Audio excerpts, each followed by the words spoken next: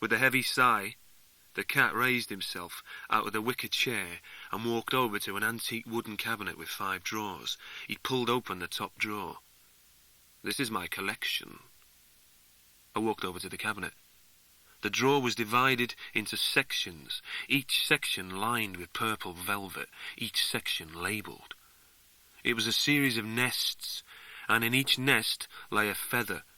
In this first drawer, all the feathers were blue. It was like looking into the sky, seeing the glints of the day there. People come to me for feathers, special ones, dreams that they think will save them. They give me gifts in return. He closed the top drawer and opened the second. Black feathers lay glistening there, like looking into the night. Closed that one, opened the third. Pink feathers, like looking into the flesh. He opened the fourth drawer, silver feathers, like looking into the moon. Then closed the fourth layer, opened the last, gold. Me eyes dancing, catching the waves, golden feathers, like looking into the sun. Only 2 of the names meant anything to me, Curious and Takshaka. The section marked Curious was empty. "Where is it?" I asked. Gamecat closed the door. "Tristan stole it from me. Didn't you know that? He didn't like what Curious had done to me. And of course he's very jealous of me, being at a lower level, you see? Stuck to the real." "Where is it now?" "I have the impression that he wanted to save the whole world from it. He is an innocent." "I just want to know where it is." "He threw it away. You saw him do it. You were there." "Stop this. You think that I'm not helping you. In fact, I'm doing all I can." I looked deep into the Gamecat's eyes and saw the answer there.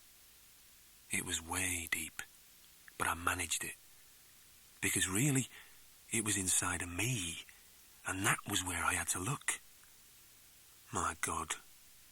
"Indeed, you were very close." He smiled and nodded. "You will come back to me, won't you, young man? This is your proper place. Really, you are a natural." "I would prefer the real world, and Desdemona." "Ah, yes. The drawer of the physical. Of course, I could come down and give you a hand now and again. My brother. You understand?" "No, this is mine. No feathers, nothing. Don't even consider it, cat." I was heading for the door. "One last thing, young man." "Yeah, I know. Be careful. Be very, very careful." "You got me, my kitling."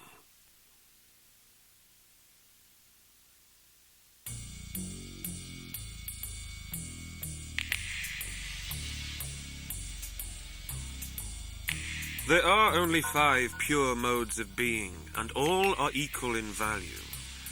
To be pure is good. It leads to a good life. But who wants a good life? Only the lonely.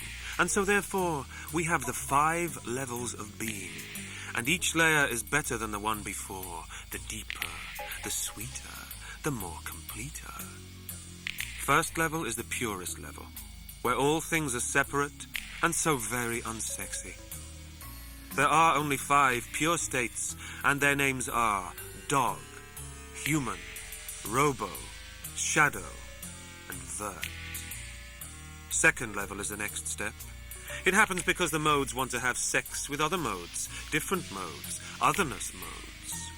Except they don't always use vase, so these babies get born second-level creatures. Or sometimes the modes get grafted together. Whatever.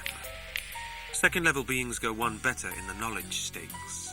There are 10 second-level beings, and their names are Dogman, Robo-Dog, Dog-Shadow, Vurt-Dog, Robo-Man, Shadow-Man, Vurt-Man, Robo-Shad, Robo-Vurt, and Shadow-Vurt. Chances are you, the listener, are a second-level being of some kind. But you just want to have sex, right? Which delivers the next level, the third level. of which there are 10 modes also. Robo-Dog-Man, Shadow-Vurt Dog, Dog-Man Vurt, Robo-Dog Shadow, Robo-Vurt Dog, Shadow-Vurt Dog, Robo-Man Shad, Robo-Man Vurt, Shadow-Man Vurt, and Robo-Shadow Vurt. These are the middle beings, where most creatures get stuck. They just haven't the spirit to go beyond. Except, of course, some just can't stop having sex, which gives birth to the 4th level, of which there are only 5 modes, each missing only one element, and their names are Flake, Dunce, Squid, Spanner, and Float. Hey, what did you want? More big mouthfuls? 4th level beings are deep beauties, and I should know because the cat is one. Which kind? Hey, what is this, Gift Week? You'll be asking who Hobart is next. I know, I'm a tease. That's how I make my living. Beyond all this lies the 5th level. 5th level beings have 1,000 names, because everyone calls them something different. Call them what you like. You're never going to meet one. 5th level beings are way up the scale of knowledge, and they don't like to mingle. Maybe they don't even exist. The cat? He calls the 5th level Alice, because that was my mother's name, and it's the thing we all spring from and try to get back to. You got a problem with that name? So make up your own.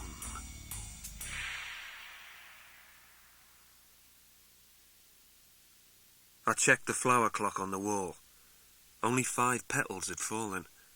Seemed like I'd been in the silver for an hour or more, but that's the Vurt for you. It does strange things to time. I went into the Beatle's room.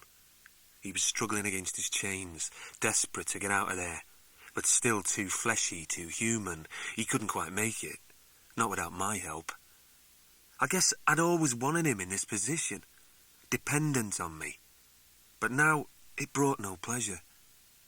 Time come, Scrib. Definitely, I answered. I led the Beetle down along the canal side.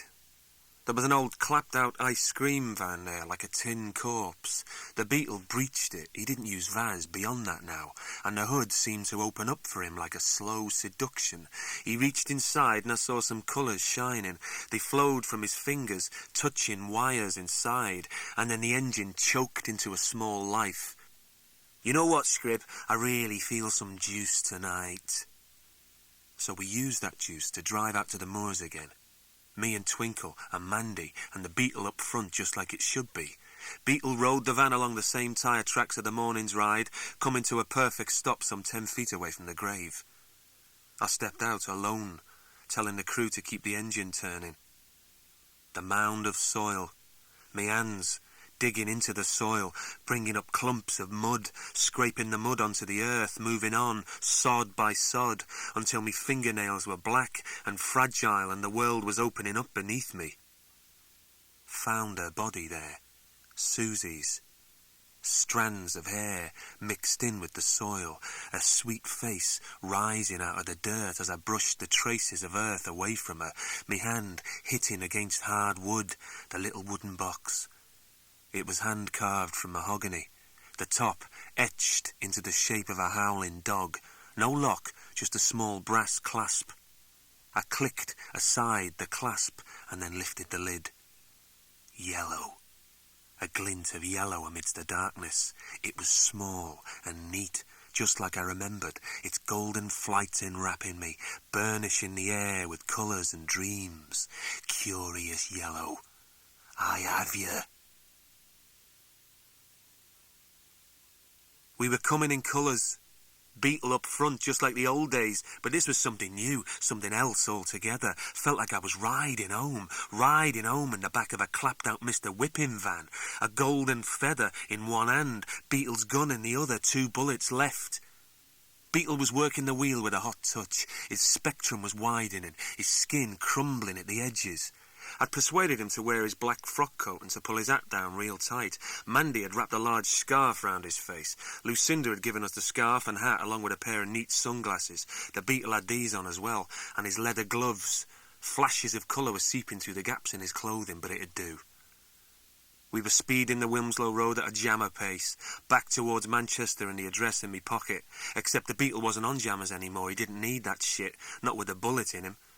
"Are we going after the Bridden thing now, Scribble?" asked Twinkle. "That's the score, kidder." We rode down Fallowfield Hill like demons, down into Rusholme, past the Platt Fields, towards the Curry Shoot. Every car we passed had flags waving from the windows, Pakistani flags. Inside each car, families of Asians were laughing and shouting, and the cars were sounding their horns. A real heavy cop presence. "What's happening, Mandy?" I asked. "Eid, baby. It's the end of Ramadan, the end of fasting. The people go a bit crazy and sometimes it kicks off. That's why the cops are here. They seal off the Curry Shoot, but it just spills over." Gangs of Asian kids were lining the pavements, cheering the cars and the flags. So Beetle found the button that worked the van's music. The kids really freaked out then. They waved us on like we were some kind of ice cream chariot of the gods, dancing to the tune of Popeye the Sailor Man, played at fever pitch. We got through okay, and then a slow right onto the Yew Tree Road. Cops were out of it by now. The roads were quiet. Right from Yew Tree onto Claremont Road. I told the Beetle to slow it even more. Way ahead at the top of Claremont, you could see where the cops had sealed off Wilmslow Road. Hundreds of Asians moving beyond the roadblocks. "Kill that Popeye shit as well," I added. Silence coming in as the music faded. "There's the one," I said. The van came to a smooth stop. Carly started to whine. Here we are. Sunday evening, the 1st of June, 10:30 on the night of Eid. The road was pretty much our own now. The house was 3 stories tall over the top of a junk shop called Cosmic Debris. A tight alley opened up between this house and the next, barred by a wooden gate topped with wire. Dog fluff fluttered on the barbs. "Are we really here, Scribble?" asked Twinkle. I looked back to find her, but all I saw was Carly. The robo-bitch was down on her stomach, rubbing the van floor like a snake. Her forelegs were stretched out flat, her hind legs were raised up, tail aloft, her arse on view, pink and pouting. Twinkle saw her. "I think she's smelling something. I think she's on heat."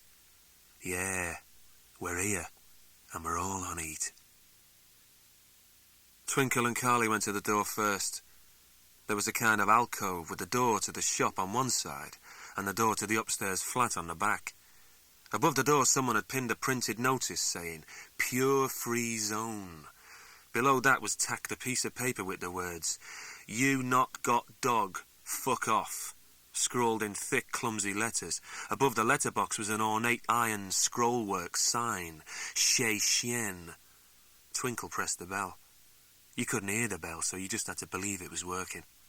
The door opened a little, held back by a heavy chain.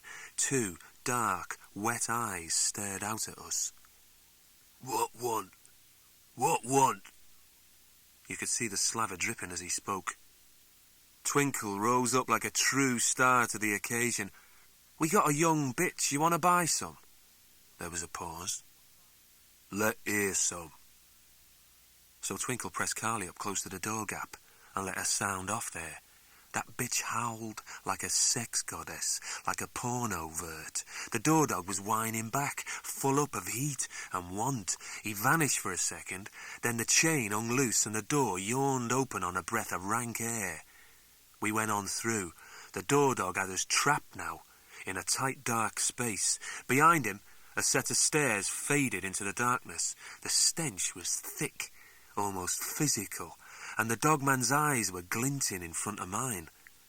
The door dog had a heap of dog in him, a whole heap. He was standing upright on 2 clenched hind legs, and that was just about the most human thing about him. He patted each of us down in the small hallway. Finding nothing on Mandy and Twink, finding the gun on me, he took the gun away in his clumsy paws, and he hung it on a coat hook, and then he shooed us up the dark stairway. "Top floor." I took 1 step forward and felt the soft squelch as I brought me foot down. Oh, yuck. The stairs were covered in dog shit. So were me shoes.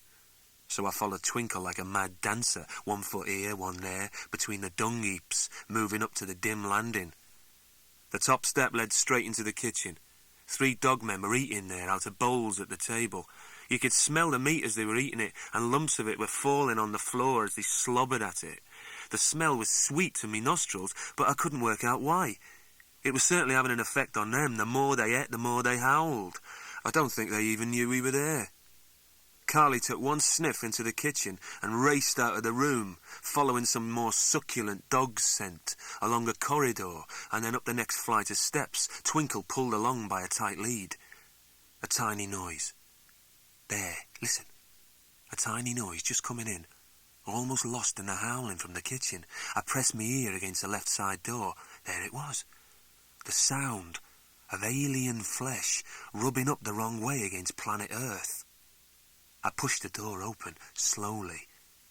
I went into the room. There was a smell of bad meat, a rancid haze that clogged at the senses, bringing thoughts of death. The thing was in the room. I could hear him calling me, in that strange tongue. The room was dark, dark, as all the rest, but I could just make him out there, his fat bulk. In the shadows I saw a thin shape moving. It was bent over near the thing. A dull glint came from its fingers. I saw the snout dribbling, a slow turn of its thin, long face. The shape howled, high-pitched. My eyes adjusted to the darkness. It was a young dog boy, and he was crouched over a bed. The thing was tied down to the bed with old dog leads. Dog boy had a bread knife in his paws, and he was cutting chunks from the thing's stomach. Beside the bed lay a bowl. Some meat was in there already. Those dogs were eating the thing, bit by bit, letting him regenerate between meals, and then cutting some more muscle off, taking that featherless flight into Vurt, direct to the flesh. Something snapped just then. Something happened. Not sure what, but during it, I felt the cut of the bread knife on my arm. Didn't hurt, though. The dog boy was howling as I picked him up. Go take a flying fuck, dog shit. Dog boy made a fat sound against the wallpaper and then slid and crumpled. He lay there, broken, whimpering. I went over to the thing. My arm just starting to hurt now, but I managed the straps all right, cutting them with the bread knife. The thing didn't move, didn't even make a noise. He just lay there, weak-hearted. He'd lost a ton of weight over the last weeks, eating away. I unwound the leads from the bed and then wrapped them round his soft body a few times, making a harness. The thing was muttering now, in that thick tongue of his. I tickled him on the stomach where he liked it, and then I slipped the leads around one shoulder and then around the other, took a deep breath and pulled him up. I walked back to the landing to fetch Twinkle and Carly. Up the next flight to the top floor, 2 doors waiting. The floor had been cleaned recently and it made a nice change to be stepping lightly. The door, straight ahead, had a flicker of blue light round the jamb, and the slightest hint of dog smell coming through, mixed in with flowers. The thing was weighing down on my shoulders. I heard Dingo's latest love ballad, Venus in Fur, playing softly. And then the voice. Is that you, Scribble? Bridget's voice, from behind the door. I had the thing. I had Curious Yellow. I could have just ridden out of there. Instead, I went on through. Bridget was lying on a ruffled bed wearing just a man's white shirt and a lace of shadow smoke. The room was dark except for the play of light coming from the candle on the window ledge. It had an azure flame, the palest blue light gently shining over the room. There was a man lying in the bed, covered by sheets. He had a handsome face on him, long brown hair, maybe just a trace of dog. One hand lovingly stroked Bridget's neck, while the other held open a book, the Sonnets of John Donne. The bedroom looked clean and human in the candle's glow, full of the smell of flowers and incense. The aroma of dogs still lingered, like one of Dingo's bass notes. Carly was on the bed with the young couple. She was trying to nudge the sheets back, getting her nose under there, her pink arse on display. Twinkle was sitting in an armchair watching Carly's game. I was watching all this from out on the landing, with the bread knife still clutched tight to me right hand. We've come to take you out of here, I said. Bridget's mouth was full of smoke, giving me that old-time sleepy smile. Yeah? Look at the thing, they've been eating him. How's the beetle these days, Scribble? He's still pushing you round? Beetle's doing fine. What was I supposed to say?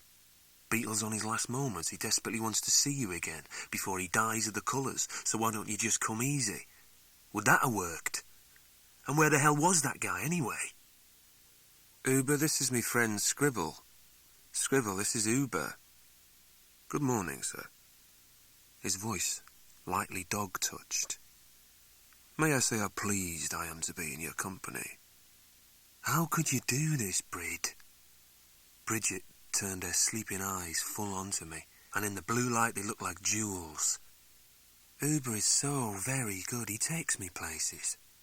Yeah, to a dog shit hole like this. Uber threw the blankets back. He caught Carly in his arms as he rolled out of the bed. Carly didn't mind. That robo bitch was in love. She let herself be tumbled over onto his lap. Uber was a beautiful creature. A perfect split, straight across the middle. Sometimes it happens like that, once in 1,000 matings. He was human from the waist up, dog from the waist down. Carly was nuzzling up close to him. He moved his head away from her, giving me a slow look. I've been so looking forward to this. Bridget tells me stories about you. I must say I do find them rather amusing. She has a high regard for you. I didn't answer. Put down the food, please, sir. I can't, I need the thing. You call him a thing. That shows little respect. Food is most precious and should be treated accordingly. Fuck you. Uber closed his eyes fully for a moment while stroking Carly on his lap. This is a luscious robo-bitch. I thank you for bringing her to me. And as he spoke, he was moving his fingers between Carly's hind legs. I'm walking out of here, I said. I'm taking the thing with me. Uber was stroking Carly on the neck, the underside, where she loved it the most. Don't let me do this. He tightened his grip. And at first, the Carly let it happen, thinking it a touch of love, but then feeling it for what it was, an act of torture. Uber's fingers were squeezing on the windpipe, and his claws were coming out, pricking tiny jewels of blood from Carly's neck. He had an expert's knack of finding the soft flesh between the plastic bones. I am das Uberdog. The world is my shitting place. I made a struggling move under the digging weight of the thing, but Twinkle beat me to it. She launched herself forward, hurling herself at Das Uber with all her young strength. Uber bent a powerful dog-muscled leg in two and sent Twinkle screaming backwards to land at me feet. Blood from Carly's neck was leaking from Das Uber's long human fingers. What is your reading of the situation, sir? I think you smell like shit, I said. Thank you. So I turned around. Twinkle was clutching at me legs trying to stop me, crying out, Scribble, Scribble, don't leave us. But I just turned round and walked away. Some things are more important than others, and if that makes me bad, then let it stand. I was heading back down the stairs, the weight of the thing on my shoulders and back almost pulling me over. Cold, like stone. Twinkle was crying from above, but I was down on the first landing now, carrying the weight. Felt like I was carrying Desdemona herself. That's how I pictured it. The swap already made, just to get the blood pumping. Where was Mandy? Where was Twinkle? Where was the Beetle? Where was the Bridget? Why was I doing this alone? And then Uber's howl from the top story. Sounded like a siren's cry refused in love, the scrabbling of his dog claws on lino and floorboards, me taking a lurching race for the last stairs where the front door lay waiting and the door dog was turning to see what all the howling was about. Thing was, he was just a little bit busy because Mandy was happily wrapped around him, one hand reaching down, stroking him between his legs. Thanks for the help, Mandy. Appreciate it. But then I saw that her other hand was reaching for the coat hook where the Beetle's flame gun hung, and I changed all that around. Do it, girl, do it. I could hear the dogs getting close behind as I raced down, stumbling under the burden of the thing, slipping on dog shit, making a slide of it, heading straight for the door dog. A strong human hand reached around and grabbed me neck. Me face was jerked back, and I was looking straight into the eyes of Das Uberdog. That's when the lights came on. A scorching brilliance, every lamp shining down with a fierce radiance, dazzling in rainbows of colours. Beetle, was that your work, my man?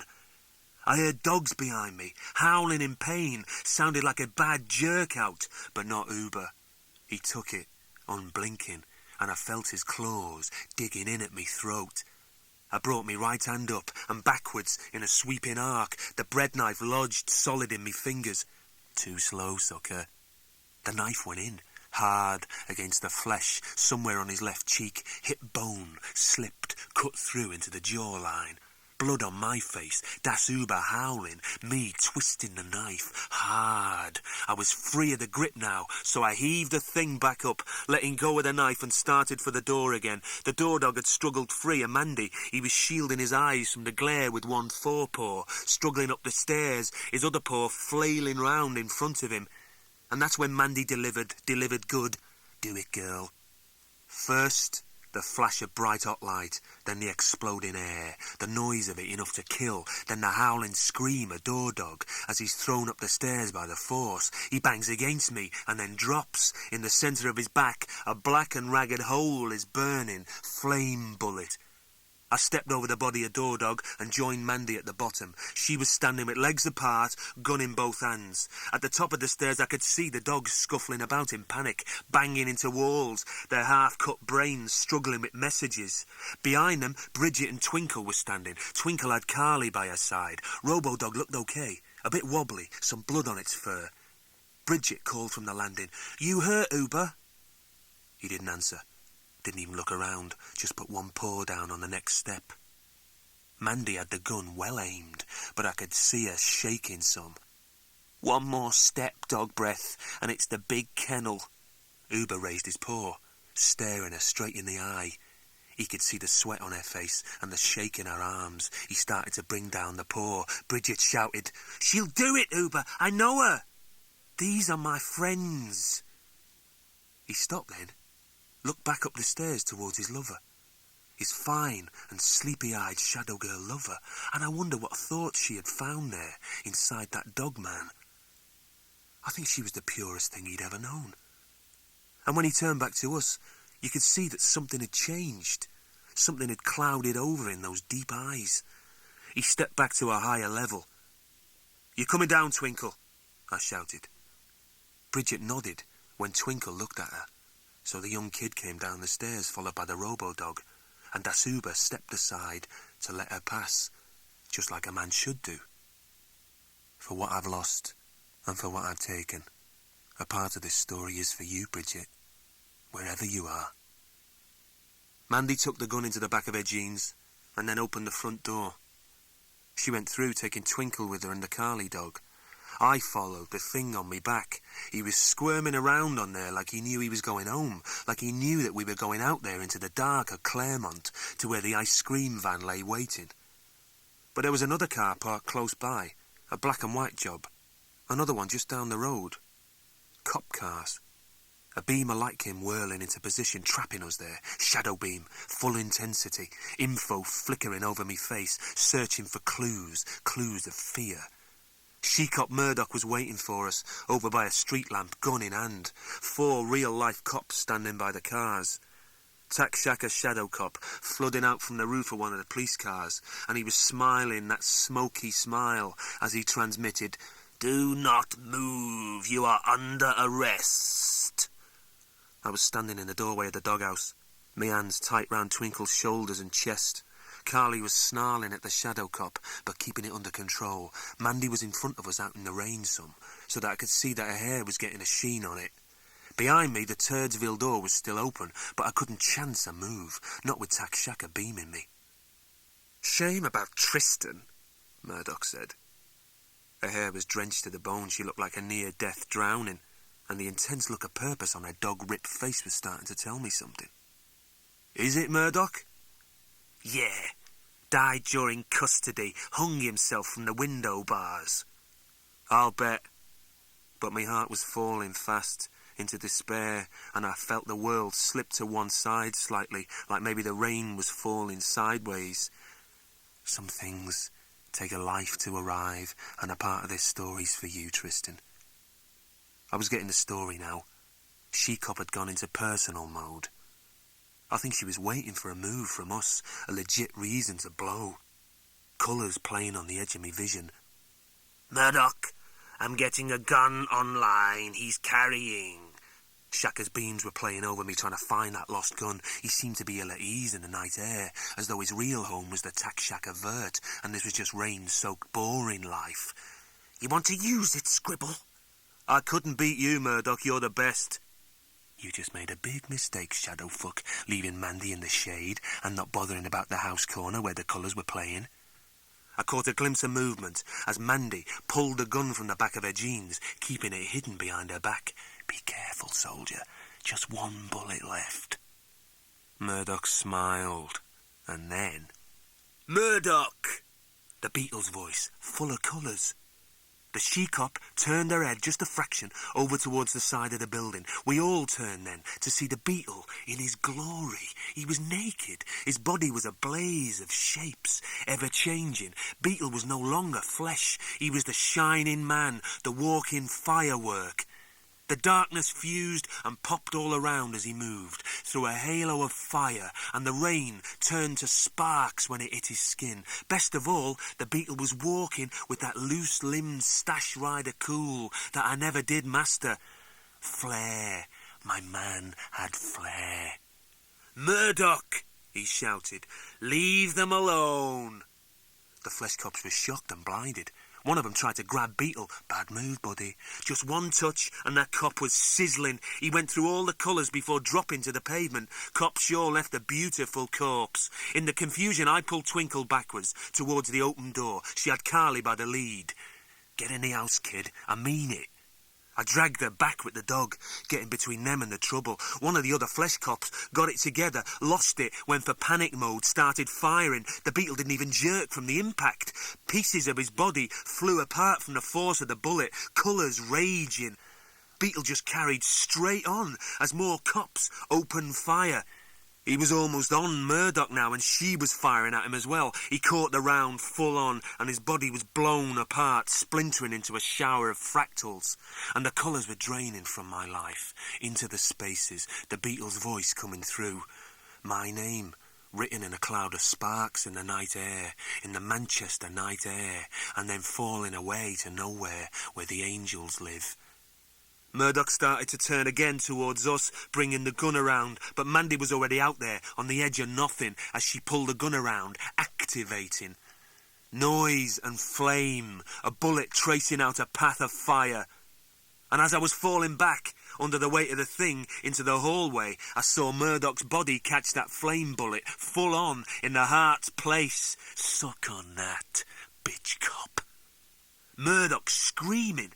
And then the explosion of gunfire as the cops took Mandy. Her body was blown back, blood and flesh exploding all across the walls as she bounced against the bottom stairs, coming to rest at our feet. And then I was kicking the door shut, bullets punching black holes into the wood, a rain of splinters, hard as glass.